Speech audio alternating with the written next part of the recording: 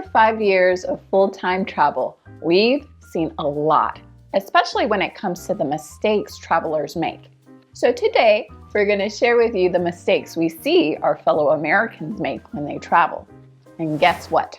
Most of these mistakes are costing you way more money than it should to travel. And other mistakes are just plain embarrassing. So if you want to travel smarter, save some serious cash, and avoid embarrassment, then stick around because these 12 tips will make your next trip much easier and cheaper. Now, I've been traveling full-time for 5 years, but guess what? I've never actually paid an ATM fee abroad. And you might ask how? And that's by signing up for a Charles Schwab investor checking account.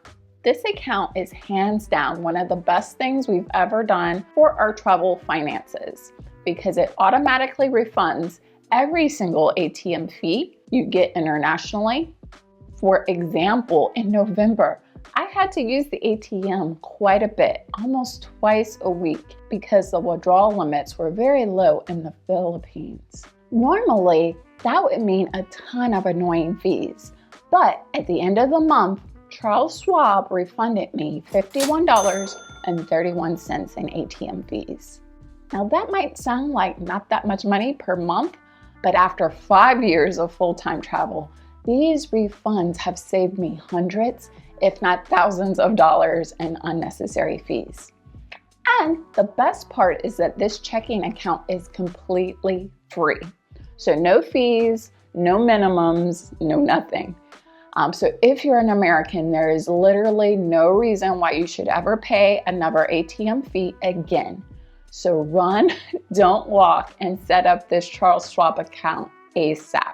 I put a link in the description box below for this account, along with all the other things we're going to mention in this video. So be sure to check that out.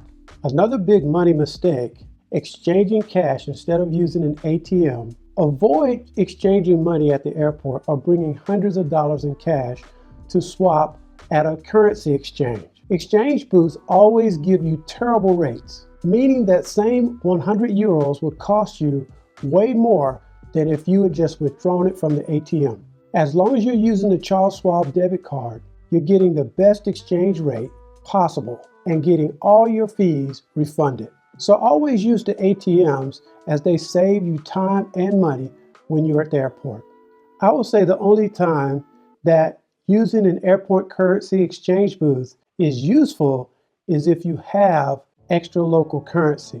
So don't leave the Philippines with pesos in your pockets. Try to spend all of your leftover cash at the airport by buying food and exchange what leftover cash you have left at the currency exchange booth. At this point, it won't matter how bad the exchange rate is because the money is about to become useless as soon as you leave the airport. So you might as well exchange it to get some value out of it.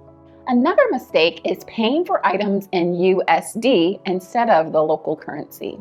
So whenever you're given the option to pay in local currency or in US dollars, always choose the local currency. For example, when we were in Dubai, I needed to withdraw 500 dirhams, and the ATM gave me the option to convert that 500 dirhams into 152 US dollars. Or I could decline this conversion and accept whatever rate my bank offered. Well, I declined, and my bank wound up charging me $142.97, which is about $10 less than what the ATM wanted to charge me. So that's a $10 difference just for choosing the wrong option. Now this happens when you're shopping too. If you're going into a store and they ask you whether you want to pay in USD or in the local currency, always decline the conversion into dollars and pay in the local currency. You save nearly 10% with every transaction this way. And we're talking about $10 to $20 per transaction here. And that can really add up over the course of your trip. I also recommend that you always carry both Visa and MasterCard. When it comes to credit cards, you should always have at least one Visa and one MasterCard in your wallet. It's rare, but we've come across some places that only accept one or the other. In some cases, we've even got discounts just for paying with MasterCard instead of Visa. So to avoid any surprises and maybe even get some deals, it's best to carry both. Another mistake is not maximizing your travel savings with a points card. Now, if you don't already have a credit card that earns you points, you're leaving some serious money on the table, because my current travel credit card has saved me $1,800 to $2,200 a year on flights and hotels. Now, my personal favorite card currently is the Chase Sapphire Preferred card because it has a low annual fee, but huge benefits and savings. So, for example, this year, we stayed in Dubai for 10 days, completely covered by points. And our hotel, the Hyatt, is normally $220 per night, which would have cost us $2,200 if we paid cash for this hotel. Instead, we used 56,000 points and got to stay in the hotel without paying a single bit of cash, points only. So I transferred the 56,000 points from my Chase credit card and paid for my entire stay with Hyatt. And last year, the same card saved me $1,890 when booking 2 plane tickets to Tokyo. Now, if I'm consistently saving $1,800 to $2,200 per year, then I'm never giving up this credit card. And the best part, the annual fee on this card is only $99. So again, if a $99 card can save me $1,800 to $2,200 a year, then it's more than paid for itself. Beyond the points, this card also eliminates extra costs of insurance. There's no need to buy a collision damage waiver on your rental cars. Just pay for the car with your credit card and you're covered. One thing to note though, the credit card does not cover liability insurance. So if your state requires you have liability insurance, I know that's the case in California, you will still have to buy that separately. This card also offers trip cancellation insurance. So if something unexpected happens and you have to cancel your trip, this card has your back. There's no need to buy separate cancellation insurance. So not only does this card save me thousands on travel, but it cuts down those extra little nickels and dimes paying for insurance, making it even more valuable. The next common mistake we see our fellow Americans make is traveling with a locked cell phone. If your phone is locked to your carrier, you can't use eSIMs or local SIM cards, which means you're stuck paying outrageous roaming fees. Your provider might charge you an extra $100 to $200 for data abroad. But the news has brought to light some extreme cases where people have been charged as much as $13,000 to $143,000 for data roaming. So when I say the costs are exorbitant, I'm not joking. If your phone is unlocked, you can get all the data you need for $5 to $20 with an eSIM, and that's a huge saving. We've tried different eSIM providers, and our favorite is Airlo because it's the cheapest option we found. It's super easy to use, and it saves us time because we don't have to go to the store. We just buy it in the app and activate it in minutes, and we're good to go. So before your next trip, make sure your phone is unlocked so you can take advantage of cheap data and stay connected wherever you travel. It's also wise to book your flight as soon as you know your date ranges. Do not wait till last minute to book a flight because prices will never drop. The longer you wait, the more the prices are going to go up. That's why I always research flights with my credit card ready. If I see a good price, I am going to book it immediately. It's also helpful if you have a bit of flexibility with your date ranges, because if the cheapest flight is on Wednesday instead of Thursday, then try to book that Wednesday flight and save some cash. Another mistake that happened to us recently is not booking enough time for a layover. Now, you'd think that if an airline or booking website offers a 45-minute layover at Charles de Gaulle Airport, that must mean it's doable, right? Nope, it's not. For international connections, always allow at least an hour and a half to 2 hours between flights, because you never know what you're going to have to do once you land. You might have to go through security again or changing terminals, which at a massive airport like Charles de Gaulle can take 30 to 45 minutes. Because international airports are filled with unknowns, do yourself a favor and book at a minimum of 90 minutes to 2 hours for the layover. On our particular occasion, we got lucky and managed to catch another flight 10 hours later.